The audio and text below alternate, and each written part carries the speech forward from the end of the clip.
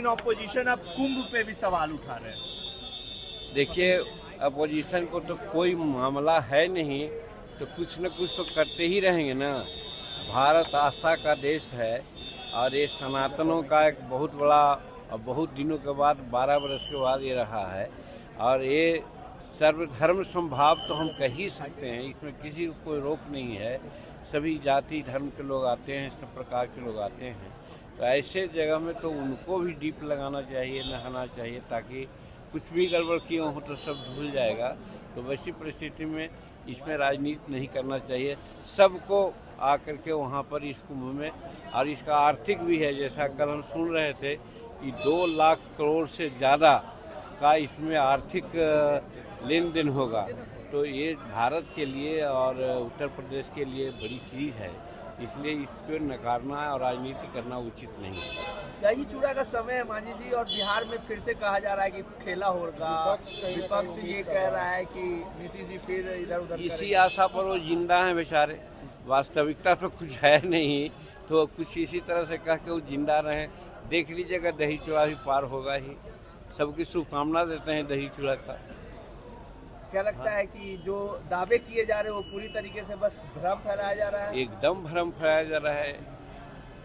एक उसको कहा जाए 100 नहीं, 200 नहीं, 1000% गलत वो लोग बोल रहे हैं। यहाँ पर किसी प्रकार की कोई बात नहीं, जिसको खुद माननीय नीतीश कुमार जी ने बहुत स्पष्ट कर दिया है। और अरविंद केजरीवाल ने जो यूपी बिहार और पूर्वांचल के लोगों के लिए जो बयान दिया था और फेक वोटरों का जिक्र किया था, उस बयान को कैसे देख रहे हैं? क्या बयान दिया था, हम तो नहीं उन्होंने सुना। कहा था कि फेक वोटर बिहार और यूपी से प्लांट कर रही है बीजेपी दिल्ली में। देखिए, जो बाहर के लोग आए हैं, बाहर से रह करके यहाँ पर अपना वोटर में लिस्ट में नाम लिखा दिए हैं, या जिनका न लिखाया हुआ है, दोनों तरफ से जब तजवीज़ करके नए ढंग से सोच करके जो उचित है उसको रखना है, अनुचित है उसको हटाना है, तो इसमें राजनीति कौन बात की है? तो समझने का फैक्ट पर है, तथ्य पर आधारित है, कागजात पर आधारित है। तो इसमें किसी प्रकार का कोई बातचीत तो नहीं होना चाहिए।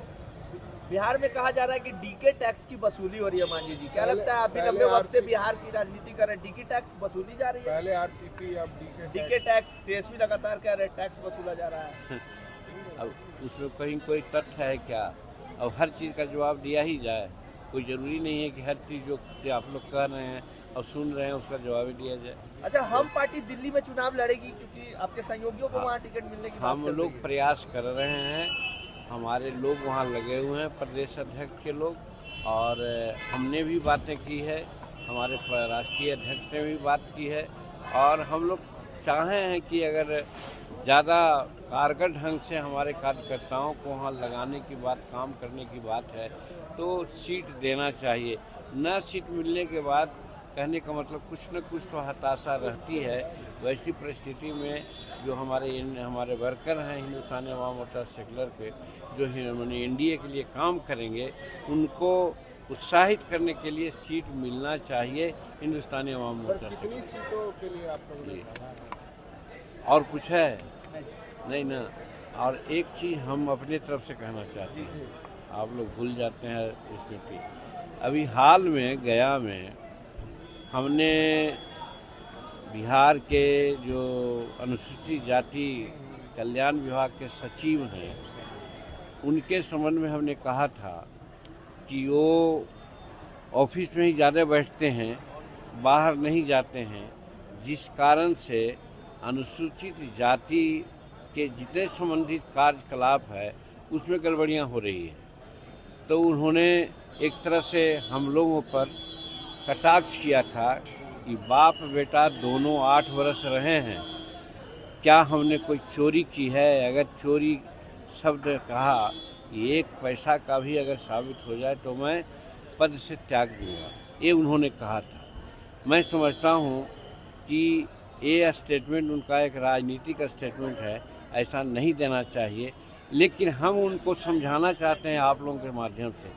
दूसरे जगह की बात मैं ही बोलता हूँ, हम अपना गांव में एक अनुसूचित जाति आवासीय विद्यालय स्वीकृत करवाया है, वो चल रहा है। जानते हैं वहाँ पर सामानों की जो आपूर्ति होती है या हुई थी, उसमें एक संवेदक ने ऐसा घटिया किस्म का सामान, खास करके वो जो गोदरेज होता है, वो आपूर्ति कराया था जिसका दाम मात्र 6,000 7,000 है और बुक किया जा रहा था 45,000 और 46,000। जब हमारे संज्ञान में आई बात तो हम वहाँ के प्रिंसिपल को कहा कि गलत सामान लीजिएगा तो आप फंसिएगा।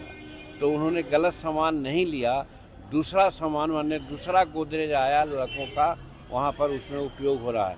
लेकिन जो वहाँ सप्लाई किया था इन लोगों के कहने पर, पैसा लेकर के जो दिया गया था, वो 400 गोदरेज अभी भी महकार आवासीय विद्यालय के 3-4 कमरों का शोभा बढ़ा रहे हैं। हम उनसे पूछना चाहते हैं कि किस वक्त के लिए वो लोग वहाँ पर रखे हुए हैं और कब तक वहाँ रखेंगे, और ऐसा घटिया किस्म का अगर गोदरेज वहाँ सप्लाई हुआ था तो इसमें कितना लेन देन हुआ है, ये सिर्फ आप लोगों के माध्यम से पूछता हूँ, वो बता दें तब